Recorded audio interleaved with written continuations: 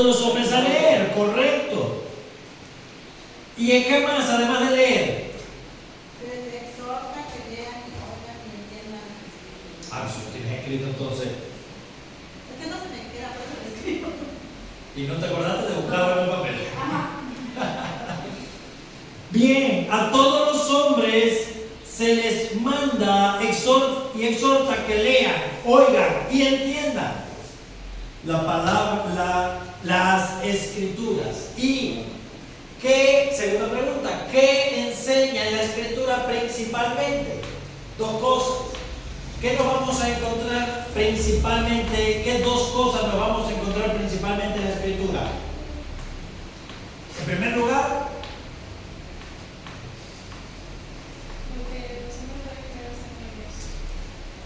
digo en voz alta.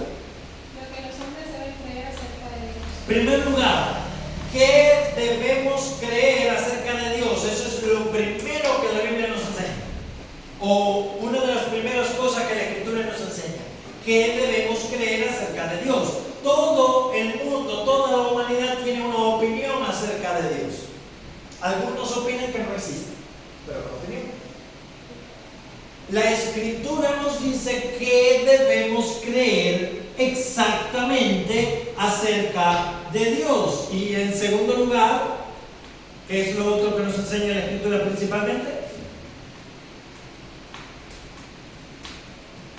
Si dijimos que la Biblia es nuestra principal regla de fe y práctica, la fe es todo lo que debemos creer acerca de Dios. Y entonces, La obediencia. lo que Dios demanda de nosotros. ¿Quién es Dios? ¿Y qué es lo que ese Dios nos pide que nosotros hagamos? Eso lo encontramos en la Escritura. No tenemos que imaginarnos nada, hermanos. Todas las imaginaciones de que para agradar a Dios tengo que subir a un cerro o hacer ayuno de 40 días o no sé qué, eso son imaginaciones. La Biblia nos dice lo que tenemos que hacer para agradar a Dios. No tenemos que inventar. Dios no espera que inventemos nada. Dios espera que obedezcamos lo que Él dice. ¿Se entiende eso? Ahora,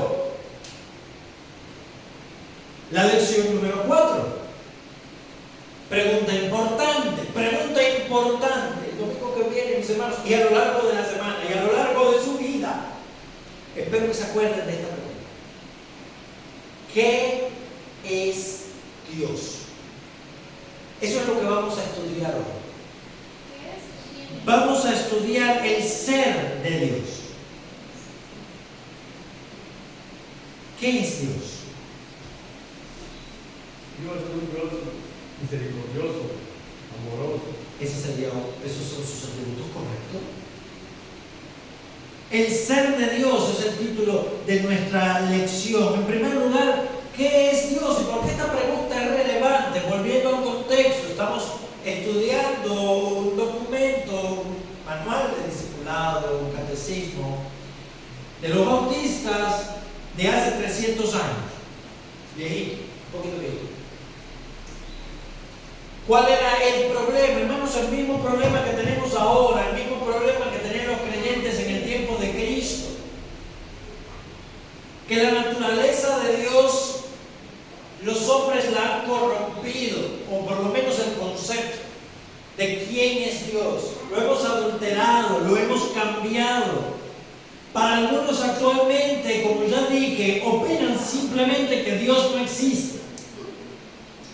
Para otros que se dicen ser creyentes, Dios es una especie de abuelo que está sentado, que no se mete en la vida de nadie y que simplemente anda regalando bendiciones, regalando cosas, pero que no nos pide nada a cambio.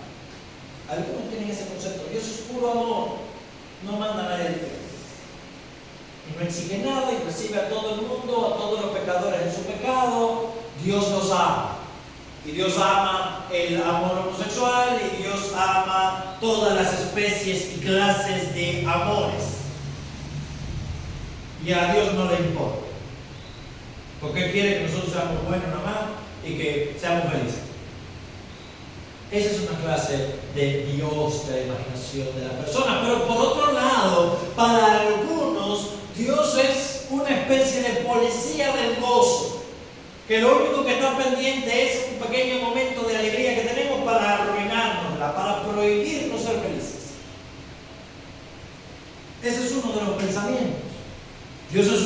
tiránico, un ser destructivo y malvado, airado, que vive enojado y que quiere compartirnos a nosotros su miseria y hacer nuestra vida igualmente miserable.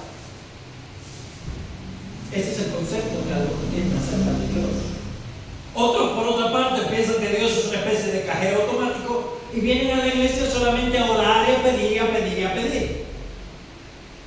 Y se levantan todos los días y es a pedirle a Dios, no les sirven ni hacen nada, ni procuran agradarle, pero le piden y le piden y le piden. Y piensan que le están agradando a Dios. Es el Dios del cajero automático, como un genio de la lámpara. Yo sirvo a Dios, entre tanto me bendiga. Si no me bendice, me voy. Como alguien me decía hace poco que esa es básicamente la religión. Me elijo al Dios que me prospere y que me vaya bien. Y yo pensando, en lo personal no me ha ido muy bien. Generalmente el que venga al Dios de la Biblia, esperando prosperidad, se va a llevar una mala sorpresa. Puede caer en la ruina.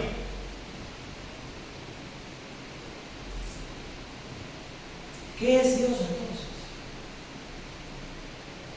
Esto es relevante, amados hermanos, porque este es el Dios que adoramos.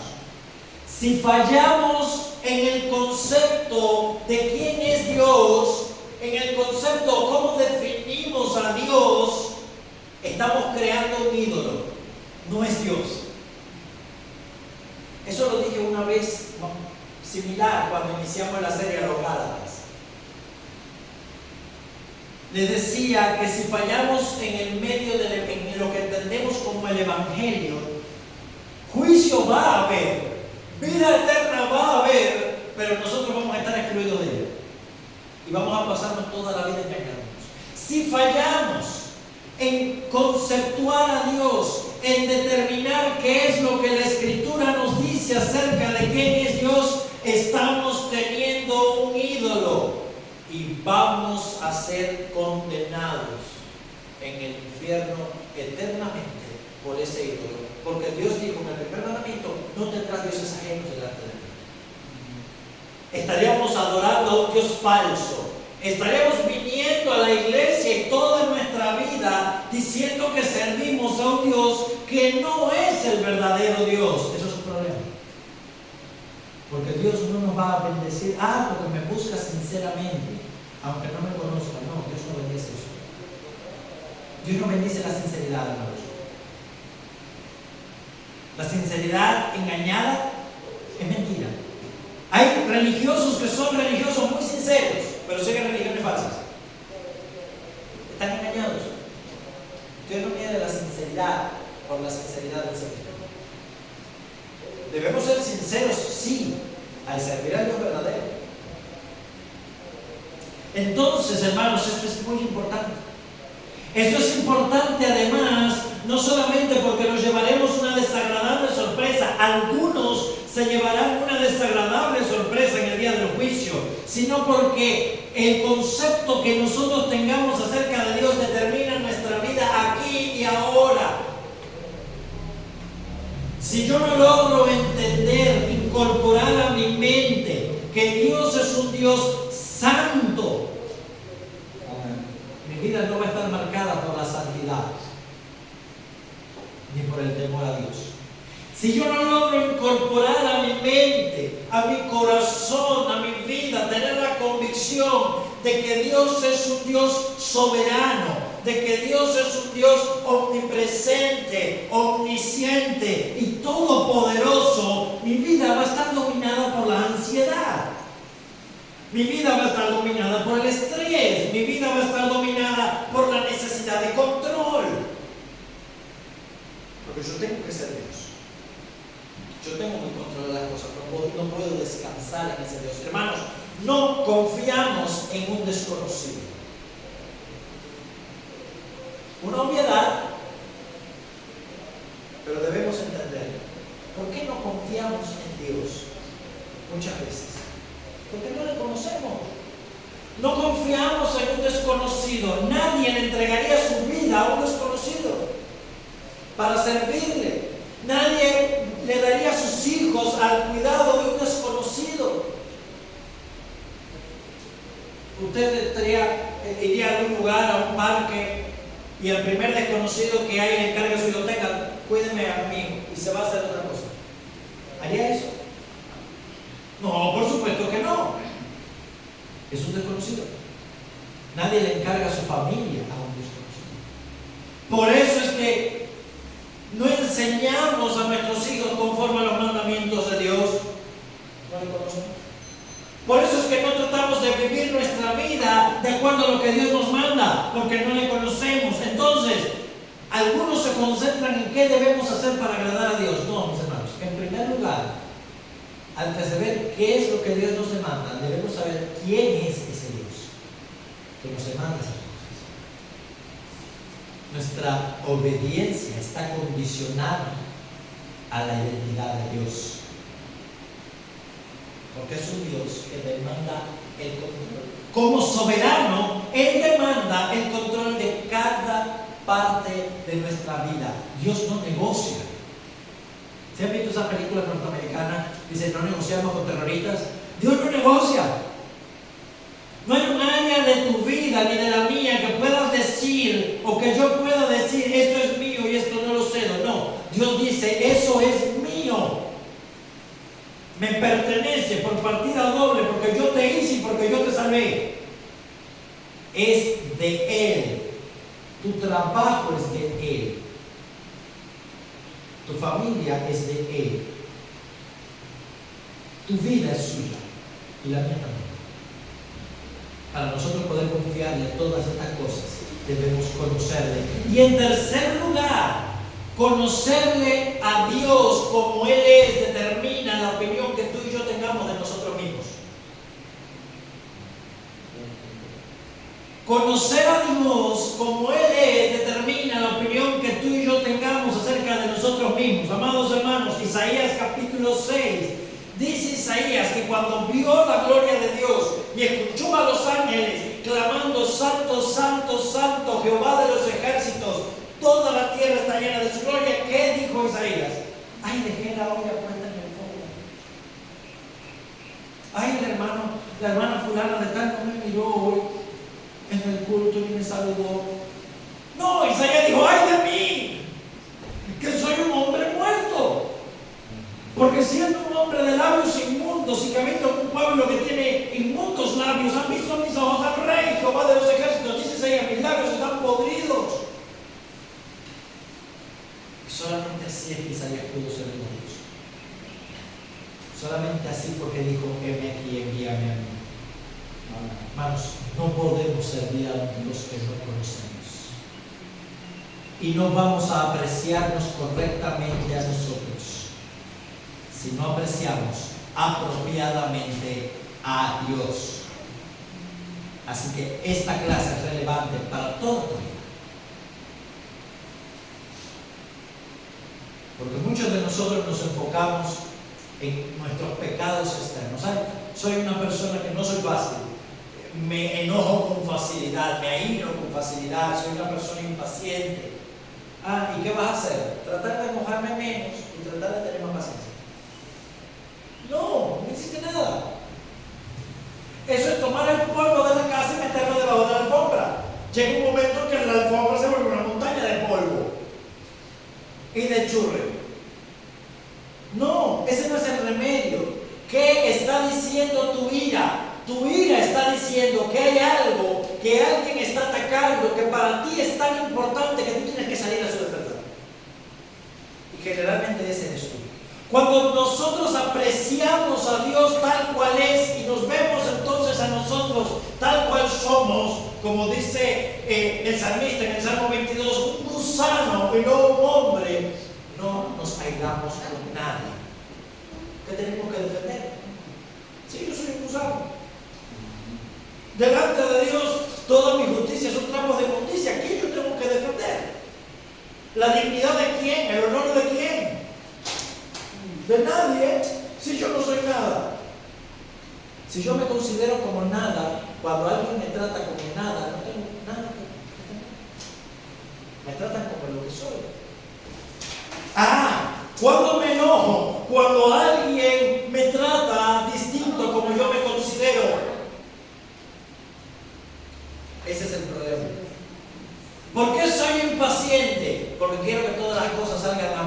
manera porque yo me siento Dios. Los otros días estaba conversando con mi esposa. Ustedes, vamos a un ejercicio de imaginación. Imagínense que tienen mucha hierba o hojas secas, hermano, que limpiar en el patio.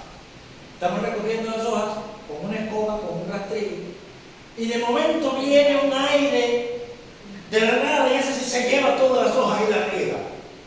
No nos enojamos. ¿Y contra quién nos enojamos? Contra el aire. ¿Para qué empezó a hacer ese viento a esta hora? Un viento inútil. ¿Y por qué nos enojamos contra el aire? Porque queremos que nos obedezca.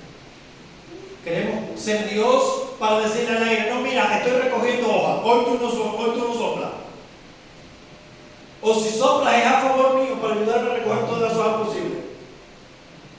La lluvia, estoy lavando la ropa, la estoy tendiendo, se quita, me pasé toda la noche y ahí abre el cielo a llover. 5 minutos, nada más para mojarme la ropa.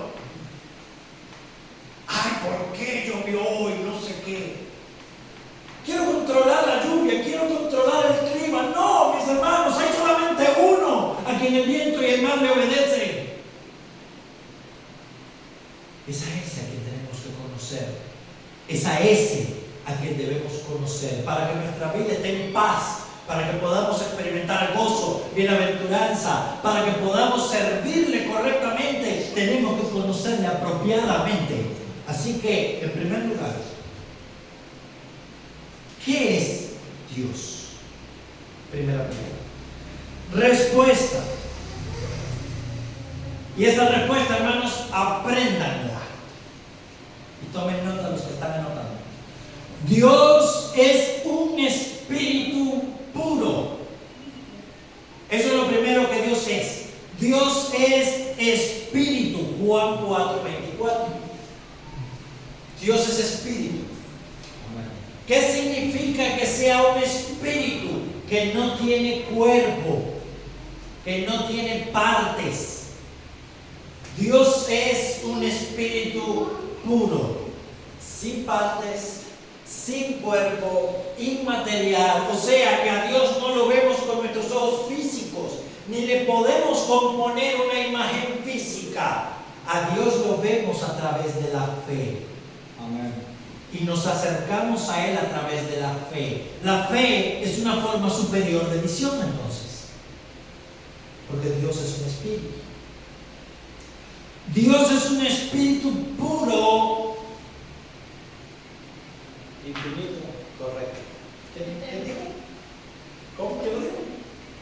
Hermano Fred, correcto. Dios es un espíritu puro e infinito. Infinito, o sea, no tiene límites en el espacio. ¿Qué significa eso? Que Dios lo llena todo. Salmo 139. ¿A dónde iré de tu espíritu? ¿A dónde huiré de tu presencia? Amados hermanos, Dios está contigo donde sea que tú estés. Depende de ti si esto es una buena noticia o una mala noticia. Pero Dios está contigo. Dios te ve. Dios te está acompañando. Dios te está guardando. Dios te está guiando. Dios te está sosteniendo. Dios te está mirando. Siempre y en todo lugar. Dios es un espíritu puro e infinito. Él llena el universo. No solamente lo llena, Él rebasa el universo. Él es infinito en el espacio.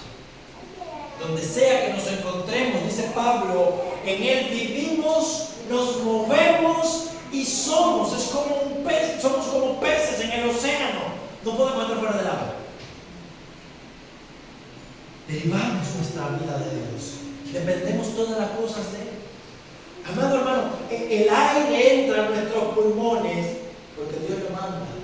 Nuestra sangre fluye por nuestro corazón, por nuestros órganos internos. Las ideas funcionan en nuestro cerebro, en nuestras conexiones nerviosas, porque Dios lo manda y Dios así lo quiere. El día que Dios cambie de opinión, tu cerebro y tu corazón se apagarán. Y nada de lo que tú y yo hayamos hecho en esta vida servirá. Él reclamará nuestra alma. No tenemos el control sobre nuestra vida. ¿Ustedes se acuerdan? En Lucas, esa parábola a mi mamá personalmente la impacta mucho. Habla del hombre que a Jesús le están pidiendo que reparta una herencia y dice Jesús, la vida del hombre no consiste en la abundancia de los bienes que posee. Y les hace una parábola, dice un hombre que su cosecha dio una abundancia, derribó sus graneros, hizo graneros más grandes para llenarlos y dice, alma, ahora sí puedes reposar y estar tranquila, come, bebe, disfruta el resto de tus años, que vas a tener abundancia. Y dice, Dios le dijo, necio, esta noche te piden el alma. Y todo lo que hiciste, ¿para quién va a ser? ¿De qué le sirve al hombre si ganar y todo el mundo? Y nosotros nos conformamos con poco. Una casa. No dice Jesús, ganarte el mundo no te sirve de nada si terminas perdiendo tu alma. Y no puedes dar una recompensa por un alma. No vale la pena ese negocio. No vale la pena desviar nuestros ojos de aquel Dios que es espíritu puro e infinito por seguir detrás de cosas que son materiales, impuras e infinitas, que son limitadas. Dios es un espíritu puro. De modo que nuestra adoración a Él, Juan 4:24, debe ser una adoración espiritual. De modo que aquellos que no son espirituales no pueden adorar a Dios, porque a Dios se le adora en espíritu y en verdad. Dios es un espíritu puro, infinito, sin límites en el espacio. Dios no tiene bordes, hermanos. Nosotros no podemos imaginar eso. Eso es lo que hace Dios de la Biblia, el Dios verdadero. No tiene bordes, no tiene manos, no tiene cuerpo. No tiene una forma que nosotros nos quepa en la mente, ni tratas de imaginártelo. No se puede. No somos capaces de imaginar cosas infinitas. Infinito, pero no solamente es infinito en el espacio, es infinito también en el tiempo, porque Dios es eterno. Salmo 90. Desde la eternidad y hasta la eternidad, tú eres Dios. Dios dijo, yo soy el alfa y la omega, yo con los primeros, yo también con los postreros, fuera de mí no hay Dios. Dios está fuera del tiempo, amados hermanos. Dios no conoce de pasado, presente y futuro. No tiene pasado, no tiene futuro, no tiene... No. ¿Por qué? Porque en el principio Dios creó los cielos y la tierra. Dios hizo el tiempo. El tiempo, amados hermanos, nuestro gran enemigo el tiempo, es una criatura de Dios. Dios lo hizo, le pertenece a Él. El tiempo no te pertenece a ti. Vamos ahora a los que decís, dice Santiago, hoy y mañana iremos a tal ciudad y traficaremos, y haremos negocio, estaremos allá un año y ganaremos. ¿Cuándo qué es tu vida? Simple neblina, dice Santiago, que en un momento aparece. Y cuando calienta el sol desaparece. Todo hombre es como hierba, dice Isaías y Pedro, y toda gloria del hombre como flor del campo. ¿Qué pasa con la hierba? Se seca y la flor se marchita. Nos dice Santiago, por lo cual debería decir, si Dios quiere, viviremos. Y haremos una cosa. Si Dios quiere. Si Dios quiere, hermanos.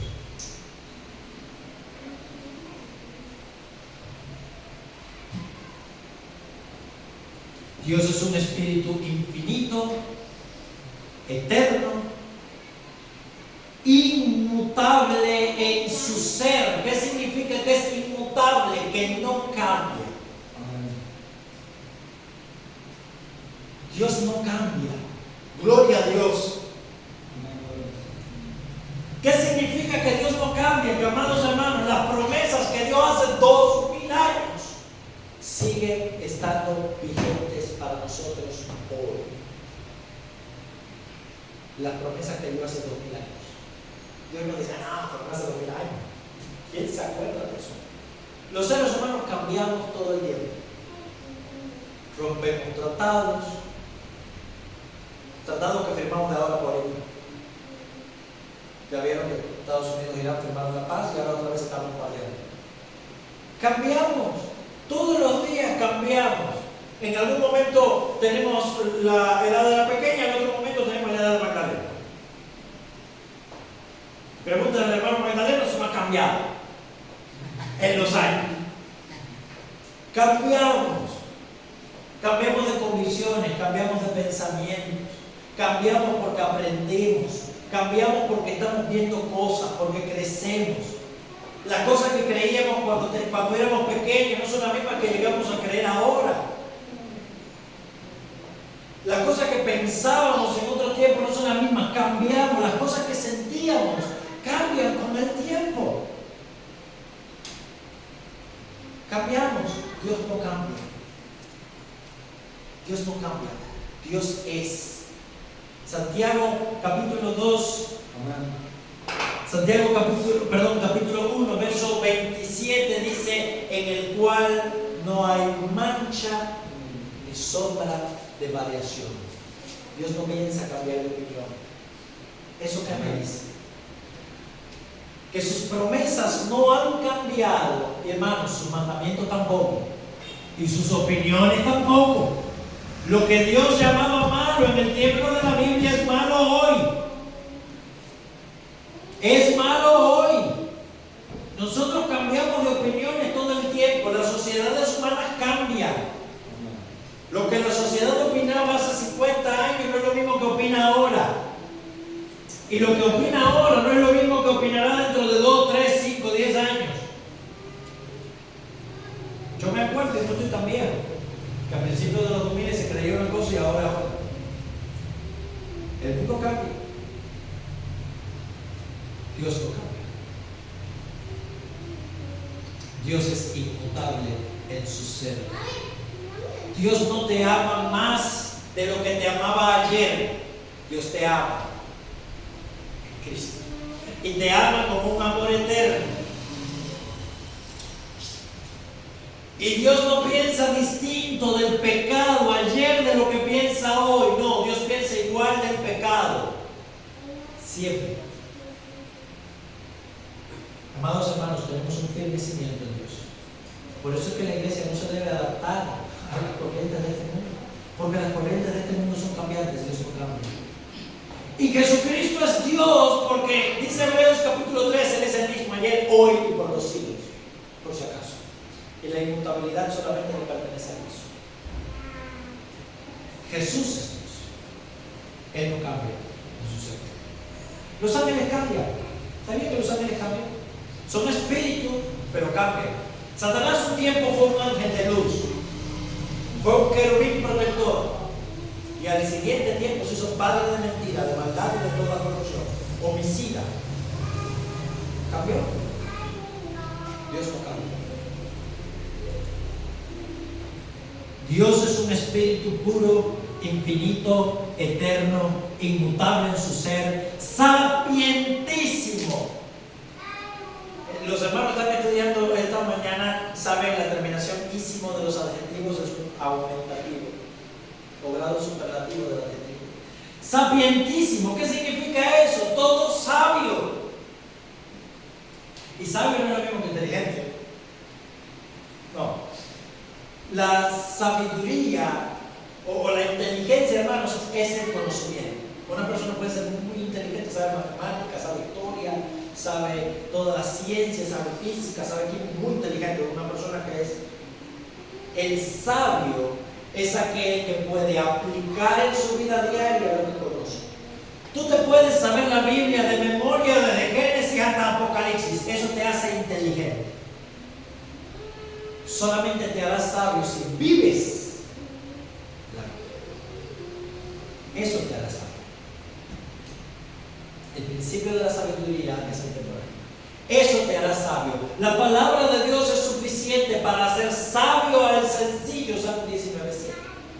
Bien, el Dios que inspiró esa palabra es sapientísimo. No simplemente que Dios lo sabe todo, sino que Dios sabe cuál es la mejor manera de hacer las cosas. No solo es inteligentísimo, es omnisciente, es sabio. Él sabe la mejor manera manera de hacer las cosas. Amén. Qué bueno es eso, hermanos. Porque Él sabe la mejor manera en que tú y yo debemos vivir. Tú y yo somos sabios. No sabemos cómo vivir. ¿Por qué? Pues somos de ayer. Vamos aprendiendo por la experiencia. Y por malas experiencias, déjame decirte, Dios te quiere evitar las malas experiencias. No experimenten lo malo, mi hermano. Jóvenes, no experimenten lo malo. No necesitan experimentar lo malo. Dios lo sabe.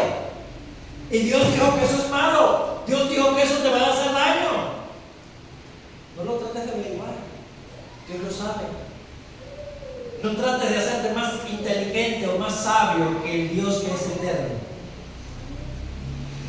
Padres, Dios te dijo cómo educar a tus hijos. Y Dios es sabio. Él te da la mejor manera de hacerlo. No confíes en tu intuición. No confíes en la manera en que te educaron a ti. No confíes en la forma que te enseñan a educar por televisión. Dios es inmutable. La psicología cambia. La educación social cambia. Dios no cambia. Y Él es sabio. Dios es sapientísimo. Él sabe todas las cosas de la mejor manera para hacerlas. Sigue diciendo. Poderosísimo, omnipotente o todopoderoso. ¿Qué significa eso? Que Dios puede hacer, amados hermanos, todo lo que Él se ha propuesto hacer. Dios hace lo que quiere. Salmo 115. ¿Se acuerdan de ese texto? No a nosotros, oh Jehová, no a nosotros, sino a tu nombre da gloria, por tu misericordia, por tu verdad. ¿Por qué han de decir los incrédulos, los gentiles, ¿dónde está tu Dios? ¿Dónde está tu Dios ahora? ¿Por qué te está pasando eso? ¿Cuál es la respuesta? Nuestro Dios está en los cielos. Él hace lo que le place. Esto que me está pasando es de Dios. Él hace lo que quiere. Los ídolos de ellos son plata y oro. Obra de manos de hombres. Por eso termina diciendo el Salmo 115: oh casa de Israel, confía en Jehová. Él es tu ayuda y tu escudo. Los que temen a Jehová confíen en Él, porque Él hace lo que le place. Él hace lo que le place. A Dios no se le puede poner una correa. Él hace lo que quiere. No hay quien detenga su mano, dice en Daniel capítulo 4, y le diga: ¿qué estás haciendo? ¿Quién le va a pedir cuentas a Dios? Jehová dio y Jehová quitó, dice Job. Por tanto sea el nombre de Jehová bendito. Lo hizo. Amados hermanos, el diablo es el diablo de Dios. Dios no tiene opuestos. Dios no tiene contrarios. ¿Se entiende eso? El diablo es el diablo de Dios. Es un instrumento de su mano. Es una criatura de Dios. Y Dios hace a través de todos sus instrumentos y a través de toda su criatura lo que Dios quiere. Y déjame decirte algo: Dios ha querido darte la vida eterna a través de su Hijo. Y Dios lo va a lograr. Dios lo va a lograr.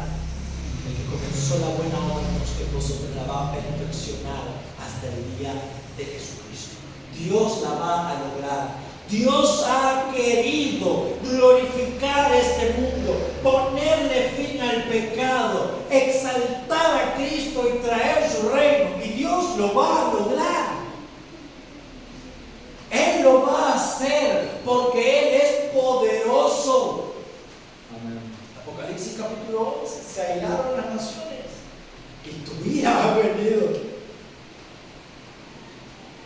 Y el tiempo de juzgar a los vivos y a los muertos. Dios ha prometido que un día va a haber un juicio delante de su presencia. Y todos vamos a rendir cuentas conforme a nuestras obras. Y ni la muerte nos va a poder salvar. Porque la muerte también va a ser juzgada. Y la muerte también va a ser destruida. Dios lo ha prometido y Dios lo va a hacer. No hay nada que lo impida. Y todo el mundo, por más oscuridad que veamos, por más persecuciones que veamos, por más tribulaciones, por más mundanalidad, por más secularismo, por más oposición que veamos, hermanos, esa oposición es contra la iglesia, no contra Dios. Dios no tiene opositores. Dios es Dios. Todos los rebeldes serán destruidos y nadie puede impedir que Dios cumpla su voluntad.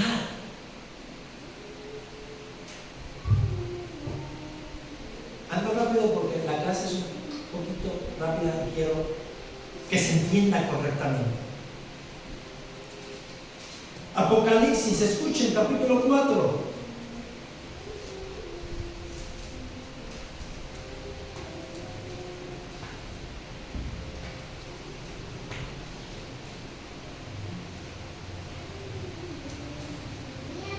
Dice: los 4 seres vivientes no cesaban de decir día y noche: Santo, Santo, Santo es el Dios Todopoderoso, el que era, el que es, el que ha de venir. Verso 3. Dios es santísimo, Dios es poderosísimo, Dios es inmutable, es el que era y el que es, y el que ha de venir. Dios va a venir. Cristo viene, hermanos. Y nada va a impedir su retorno, como nada impidió su primera venida. Él viene. Él vuelve otra vez y nosotros nos gozaremos con grande gozo. Amados hermanos, más poderoso es el que está con nosotros que el que está en el mundo. Dios está con nosotros. Si nos alejamos de Dios para amar el pecado, Dios se vuelve nuestro enemigo y tendremos un poderosísimo enemigo. Si nos sometemos a Dios y venimos a Cristo en arrepentimiento y fe, tendremos un poderosísimo Padre. Es un poderosísimo. Poderosísimo, santísimo, santo, santo, santo. Esa era la forma de los hebreos hacer un superlativo. Los hebreos repetían una palabra. Ahora, santo es el único atributo de Dios que se repite 3 veces. Dios no es amor, amor, amor, ni justo, justo, justo, ni bueno, bueno, bueno. Dios es santo, santo, santo. ¿Qué significa eso? Que Dios es extremadamente puro, apartado del pecado, de todo mal, distinto a todo lo que existe. Eso es santidad. Eso es santidad. Cuando Él nos manda a ser santos, nos manda a ser semejantes a Él, nos manda a apartarnos del pecado, nos manda a ser distintos al resto del mundo. Y sin santidad nadie verá al Señor. Dios es santísimo. Él es muy limpio de ojos, dice Habacuc, para ver el mal. Y no puede soportar el pecado. Entonces podemos decir: ¿cómo podemos acercarnos a un Dios que es tan santo? Solamente a través de Cristo. Solamente a través de su Hijo, que murió en una cruz, cargando todos nuestros pecados, para que tú y yo podamos ser santos, para que tú y yo ahora podamos ser el templo santo del Señor, para que Dios pueda ahora venir a morar entre nosotros y regocijarse sobre nosotros con alegría, como leíamos en Sofonías 3:17. Para que Dios pudiera estar aquí en este lugar ahora y haga de nuestro cuerpo su habitación. Amado hermano, esta iglesia es el templo de Dios. 1 Corintios 3:16. De modo que este debe ser un lugar santísimo, donde nos acercamos con toda reverencia y temor delante de la presencia misma de Dios. Pero tu cuerpo, 1 Corintios capítulo 6, versículo 20, es santo también el Señor, porque el Espíritu Santo mora en ti. Ten cuidado con lo que ves, ten cuidado con lo que oyes, ten cuidado con lo que piensas, ten cuidado con lo que dices. Mantente alerta siempre en todo tu pecado, porque el Espíritu que mora en ti es el Santo. Procuremos depender de Él para vivir en santidad.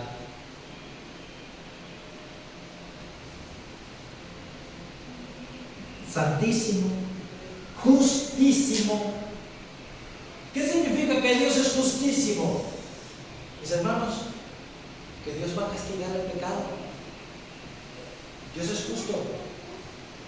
Dios le va a dar a cada uno lo que le corresponde. Dios es justo. El que le pide justicia a Dios, justicia recibirá. Dios le va a dar a cada uno lo que le corresponde, lo que cada quien merece. Vida eterna a los que perseverando en bien hacer buscan gloria, honra y inmortalidad.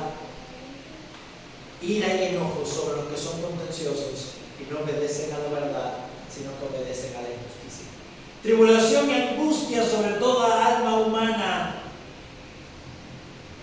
sobre todo aquel que peca o que hace lo malo, pero gloria, honra y paz al que hace lo bueno.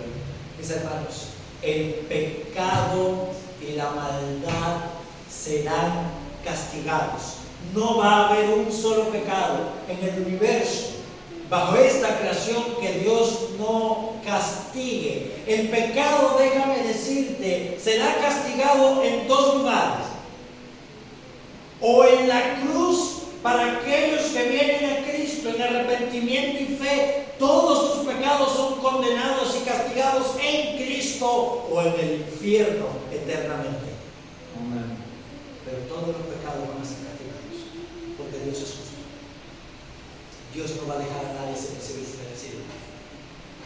Aquellos que venimos a refugiarnos a Cristo, Dios ya no nos va a echar en cara nunca más ningún pecado, porque Él es justo. Dios no va a castigar los pecados dos veces. Dios es justo. Los pecados que fueron castigados en Cristo fueron olvidados por Dios. Todos tus pecados si has venido a refugiarte a Cristo. Pero si no tienes a Cristo, no importa cuántas sean tus justicias, no importa cuán bien hagas, vas a pagar tu pecado eternamente en el infierno. Amén.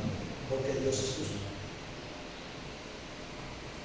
Dios es justísimo.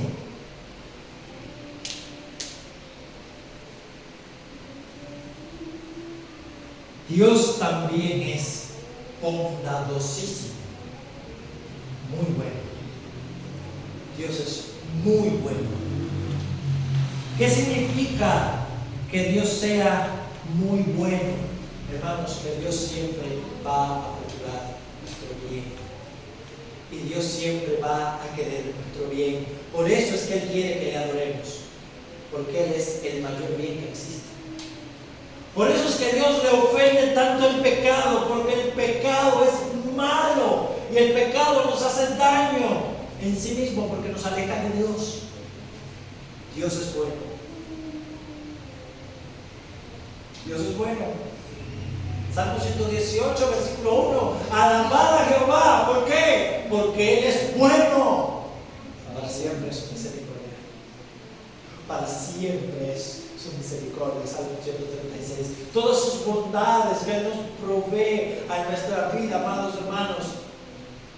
Bondades que no merecemos. Desde que sale el sol, desde que nosotros nos despertamos, cada latido de nuestro corazón, cada oportunidad para alabarle, cada bendición para conocerle más, déjame decirte, cada tribulación y cada sufrimiento es parte de la bondad de Dios. Porque si tu tribulación y tu sufrimiento te llevan de rodillas delante de la presencia de Dios, no es un problema, es una bendición. Dios a todo lo que ama disciplina. Dios a todo lo que ama disciplina. Si Dios te deja cometer un pecado, que tú sabes que es un pecado, es una disciplina de parte de Él para castigarte por la dureza de tu corazón. Pero Dios es bueno y siempre va a querer el mejor fin para nosotros, sus hijos. Y siempre va a querer lo mejor. Dios es bondadosísimo y verdadero. Él es el único Dios vivo y verdadero, el único que existe en todo el universo y es nuestro Padre. No hay otro Dios como Él. Cuando usted piensa en todos sus atributos, amados hermanos, cuando pensamos en todos los atributos de Dios, no hay otro Dios como Él. No puede existir otro Dios, porque ese Dios, el Dios de la Biblia, no es un Dios que le sale de la imaginación a ningún ser humano. No podemos imaginarnos un Dios que es infinito.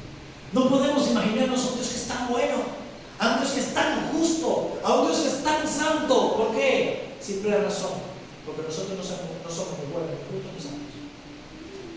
No podemos imaginarnos a ese Dios. No podemos imaginarnos a un Dios inmutable, porque nosotros cambiamos. No podemos imaginarnos a un Dios que es eterno, porque nosotros somos temporales.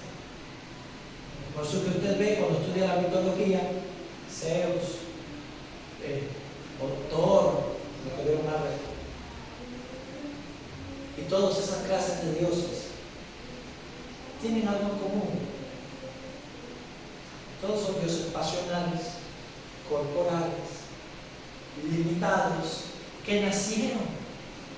Los que conocen un poquito de la mitología maya, saben que hay muchos dioses que eran hijos del otro dios, de fulano, de mengano.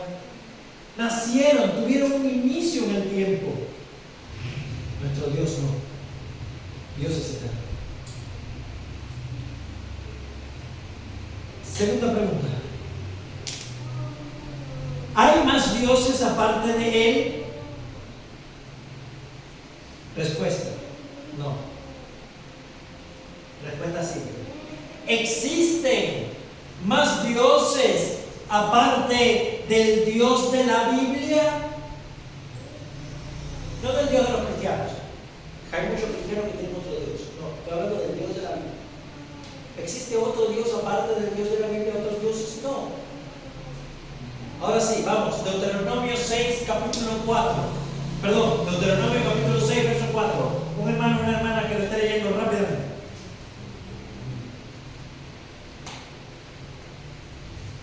Oye Israel, Jehová nuestro Dios, Jehová uno es. Bien. Oye Israel, Jehová nuestro Dios, Jehová uno es. Pequeño secreto. Los hebreos tenían dos palabras para hablar de uno. Uno en unidad, o sea, uno, un dedo.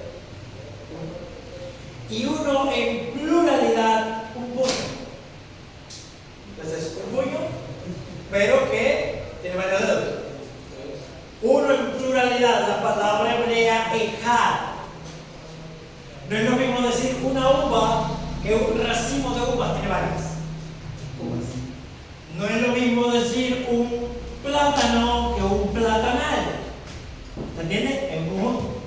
Bien, esa es la palabra que dice ahí. Ejad. Dios es uno, pero plural. Porque mi tercera pregunta es: ¿cuántas personas hay en Dios? Pregunta 1, ¿cuántos dioses hay? Solamente uno. Ahora, ¿cuántas personas hay en la divinidad? 3. Porque Dios es un ejad. Dios es uno. ¿Cuántas personas hay en la divinidad? 3 personas. El Padre, el Hijo y el Espíritu Santo. Y ya lo hemos mencionado. Ya mencionamos que Dios es inmutable y Jesús también. Hebreos 13 nos dice que Jesucristo es el mismo ayer, hoy y por los siglos. Hay 3 personas en la deidad: el Padre, el Hijo y el Espíritu Santo. Y estos 3 son un solo Dios, igual en esencia, igual en poder y gloria. En otras palabras, No hay lo mayor ni lo menor. no son correctísimo.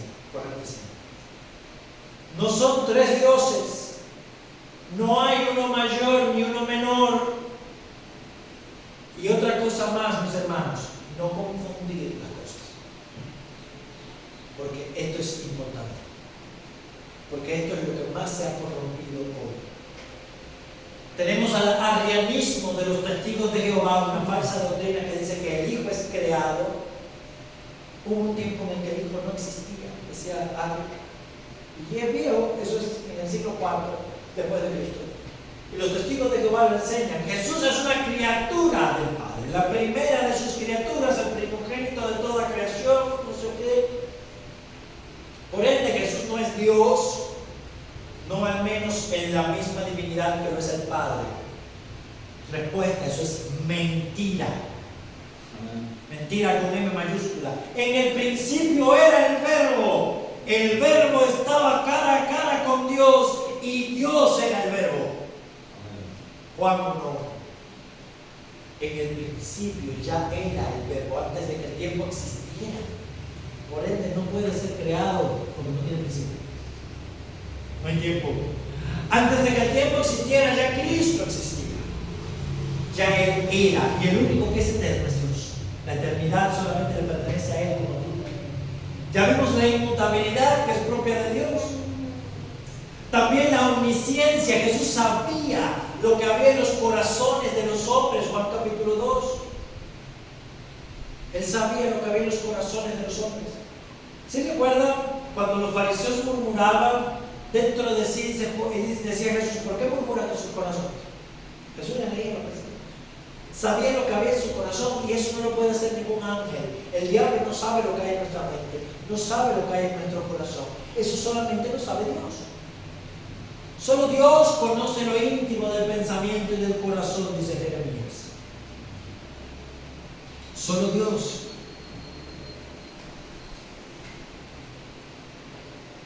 Algo más. Otros grupos, otras clases, otros herejes llamados unitarios o unicitarios dicen sí, Jesús es Dios, pero Jesús es el Padre y Jesús es el Espíritu Santo. Y hacen una especie de cambio de vestimenta, por así decirlo. En el Antiguo Testamento era el Padre, cuando llegan los evangelios, ese mismo Dios se encarna y toma el nombre de Jesús, y después, en el tiempo de la iglesia, ese mismo Dios es el Espíritu Santo. Y es el mismo Dios, pero que usa tres máscaras distintas. Eso es lo que se conoce como modalismo, sabelianismo, unitarismo. Y es una herejía peligrosa, peligrosísima, porque destruye la distinción de las personas. Hermanos, son tres personas distintas. Uno es el Padre, otro es el Hijo y otro es el Espíritu Santo. ¿Se entiende eso? Y son tres personas distintas en el mismo tiempo, porque Jesús le oraba al Padre. Juan 6, Jesús enseñó a orar al Padre nuestro que estás en los cielos. No mandó a que le oraran a Él mismo, Él no oraba consigo mismo, Él hablaba con su Padre. Al Padre nadie le ha visto, dice Jesús. Amén. Él hablaba del Padre como otra persona. En Juan capítulo 14, verso 16, Él le dice: yo rogaré al Padre y Él les enviará otro Consolador, al Espíritu Santo que procede del Padre. Yo le voy a rogar al Padre y Él le va a mandar a otra persona, que es una persona distinta, con una función distinta, pero con la misma esencia y el mismo poder. La distinción, mis hermanos, es en cuanto a funciones. La distinción de ellos es en cuanto a personalidad. El Padre, por excelencia, es el que engendra al Hijo. Tú eres mi Hijo, yo te he engendrado hoy. Salmo 2. El Padre engendra al Hijo. El Hijo es engendrado del Padre. El Hijo fue el que se encarnó, no el Padre. El Hijo fue el que cargó con nuestros pecados. El Hijo fue el que murió en la cruz recibiendo la ira del Padre. No fue el Padre el que se encarnó. Y el que vino a morar en nosotros es el Espíritu Santo.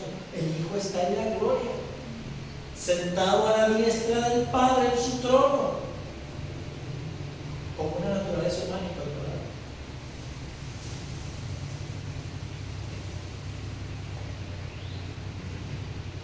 Vamos a ver simplemente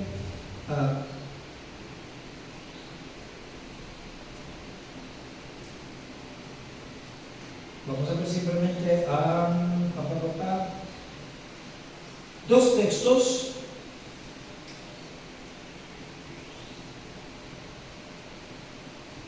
Tres textos. Tres hermanos que estén buscando Juan 10:30. Juan 10:30, hermano Efraín. Juan 10:30. Juan 10:30. Juan Juan 10:30. Rachel, Hechos 5, del 3 al 4. Y hermana Erika, segunda a los Corintios 13:14, por favor. Y vamos a escucharlo. Ya terminó, ya está bien. Juan 10:30, ¿qué dice? Yo y el Padre uno somos. Yo y el Padre uno somos. No somos el mismo. Jesús nunca dijo yo soy el Padre. No. Jesús dijo yo, una persona, y el Padre uno somos. Tenemos una misma naturaleza. ¿Cómo reaccionaron los judíos en ese pasaje? Agarraron piedras para matar a Jesús, porque entendieron que él se estaba haciendo igual a Dios, lo cual es una blasfemia si hubiese sido mentira. Y dijo Pedro, Ananías, ¿por qué llenó Satanás tu corazón para que mintieses al Espíritu Santo y sustrajeses el precio de la heredad, reteniéndola? ¿No te quedaba a ti y vendida? ¿No estaba en tu poder? ¿Por qué pusiste esto en tu corazón? No has mentido a los hombres, sino a Dios. Bien, Ananías, sabemos el pasaje de Ananías y Zafira, vendieron una propiedad, sustrajeron una parte, dijeron que era todo lo que habían vendido. Dice Pedro, ¿por qué Satanás llenó tu corazón para que le mintieses al Espíritu Santo? No le has mentido a los hombres, le has mentido a Dios. El Espíritu Santo es Dios. No es una fuerza activa, porque las fuerzas activas no se le mienten. Como los testigos de Jehová llaman al Espíritu Santo es una fuerza, a las fuerzas no se le miente. Yo no necesito decir una mentira a la electricidad, ni a la fuerza de gravedad. No, se le miente a las personas. Ni siquiera se le miente a los animales, como animales, ¿entiendes? Se le miente a las personas. Ananías le mintió al Espíritu Santo, y al mentirle al Espíritu Santo le estaba mintiendo a Dios, porque el Espíritu Santo es Dios, blanco y botella. Hermana Erika, su texto. La gracia del Señor Jesucristo, el amor de Dios y la comunión del Espíritu Santo sean con todos. Amén. La gracia, y ya con eso terminamos. La gracia de nuestro Señor Jesucristo, miren, una persona. El amor de Dios al Padre y la comunión del Espíritu Santo sea con todos nosotros. Son tres personas, pero con un mismo poder. Esto es importante porque, hermana, si Dios lo quiere, se va a bautizar en el nombre del Padre y del Hijo y del Espíritu Santo. No en los nombres. En el nombre es un solo nombre. En el nombre del Padre y del Hijo y del Espíritu Santo. Son un solo Dios en tres personas. Amén. Ese es el Dios que nosotros adoramos, y ese Dios no puede ser inventado por nadie. Ese es el único Dios vivo y verdadero. El Dios que nos salvó, el Dios que nos redimió, y el Dios que nos creó, y el Dios que ha venido a morar en nosotros por el Espíritu Santo. Que el Señor les bendiga para siempre. Amén.